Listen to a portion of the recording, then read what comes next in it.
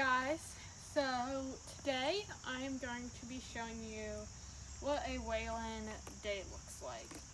So I will be riding Gator as well, but this is kind of what we do in the beginning. I was gonna show you guys tying him up and tacking him up, but my trailer is so gross, like the side of it needs to get worse so badly that I'm honestly embarrassed to show you guys. So this is what a Waylon training day looks like. And yes, I have a chain on a rope halter, because if you can't notice, he likes to chew on his lead ropes, and he has chewed all the way through the rope before. So he is now stuck with chewing on the chain because I don't want any more ropes destroyed. So yes, I do have a chain on the rope halter. Why? Because I have a 2-year-old that thinks everything's a chew toy. So let's get started, buddy. So with Waylon, I like to have 2 sessions, preferably. Now, it hasn't been happening like that here recently because I've been extra busy with work and I have certification class, that sort of thing that's going on, and some other things in life. Life is really lifing right now. So I'm not always able to get 2 sessions in a day. But this is how I break up 2 sessions. So first session today was we were doing just a lunging session because he did have a couple days off, so we do lunging first. Right now, I'm letting him get his sillies out. There's no sense in me correcting him unless he's trying to take off with me at this point because he's still 2. I need him to know that he can be a 2-year-old.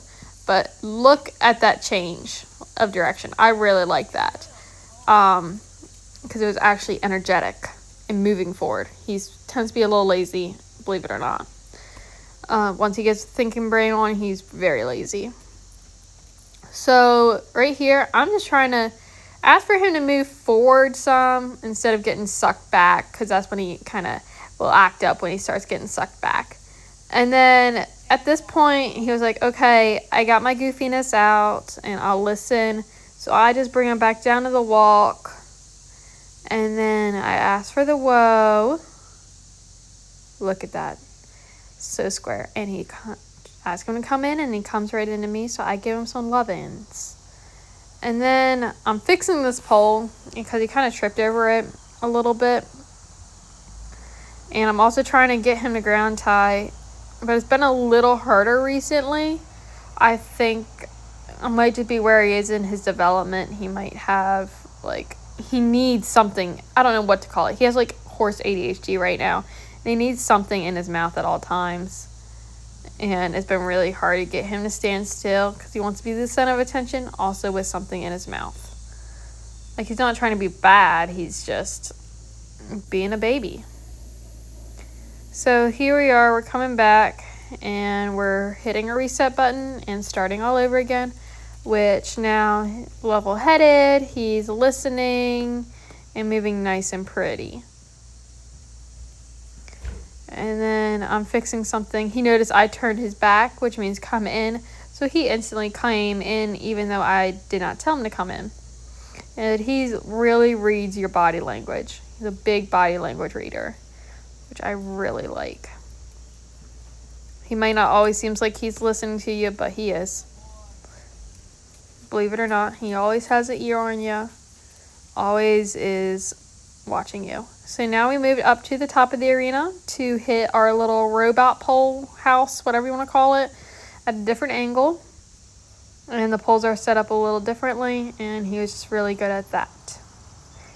And I'm very happy with our lunging session and how we went from a little chaotic to chill, relax, and moving forward and listening. So then I will typically break it up with a Gator ride. So Gator, he's been getting kind of shorter rides here recently.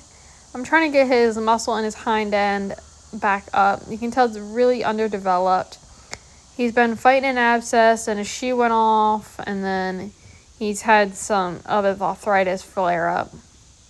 So we're just really working on getting that muscle back up right now and getting everything back sorted again. And we're having to cut inside the arena some to try and so he doesn't fall out on the outside, because that's what he's been. So we're just kind of making that arena smaller on the end closest to the barn. On this far end, we're good to use the whole arena. And then we just did some of that, and that's about it. He didn't have a very long ride at all. And then now for session number 2 for Waylon.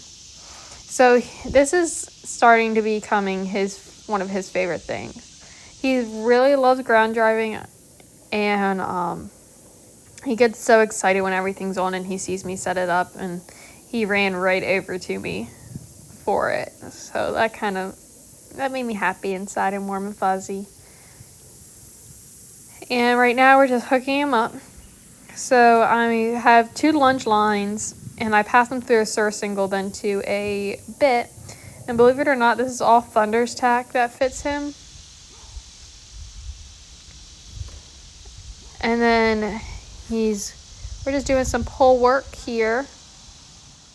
And all we're doing is mainly getting used to the bit pressure and turning and moving forward without someone on his back. It's safer to do it this way, because it's not putting me in as much danger as I would be on top of him if he were to act up or act out. And he's only 2. I want to minimize saddle time. I'll put a saddle on him because he's going to be so large. Stand on the mounting block, walk a few steps, call it good. Because I don't want to be breaking a 17-hand horse when I'm 5 feet tall and can barely tack him up without a step stool. That's not how I want to train a nearly 17-hand horse, so I'm not going to. So he's at a much better height at the moment, so this is the time for me to get him used to the tack, throw his tack on backwards, do the crazy things, and then when he comes time to really start him truly under saddle, I won't have as much of the chaos as I typically would if I were to just wait. Because then everything won't be as new. He'll be used to having the Western saddle on his back. He'll be used to having the English saddle on his back. He won't be used to riding as much, but he'll be used to having it on his back. So then that way, that's not the problem. And then here, we're just walking over poles, which he did really good at. He's starting to not care about the poles as much, which I'm really We're starting to accept the bit pressure more and actually bend through our body, especially in the turn. And we're not as drunk. We can go do some straight lines. And this, whoa, oh my gosh, I loved it. In the back, we're still a little drunk, but we sort of stuff out every once in a while. We'll take a drunk step here and there. He starts to still fight the bit because he doesn't like that much pressure. But he'll eventually figure it out. And then that was a really good whoa there again. And then walk on from the whoa is hard for him. He kind of gets stuck. So if I make some noise, kind of get him, I'm not actually hitting him with my whip. I'm just using it to make some noise to get him to refocus and not fall asleep. Because by the time that... Oh, and then here we go. We picked up our first trot for a little bit. I was kind of drunk, kind of all over the place, but hey, forward movement with this horse is a big deal. And then it is about time to end our ride at that point. So I just set it down, get him to whoa nice and square, give him some more lovin's, and then I just start taking everything off. I've been taking it off more in the arena just because of the lines being on the lunge line and stuff. It's easier to see my lines rather than being in taller grass, and then he's getting less tangled up in them as well. So, oh my god, get the scratchies going.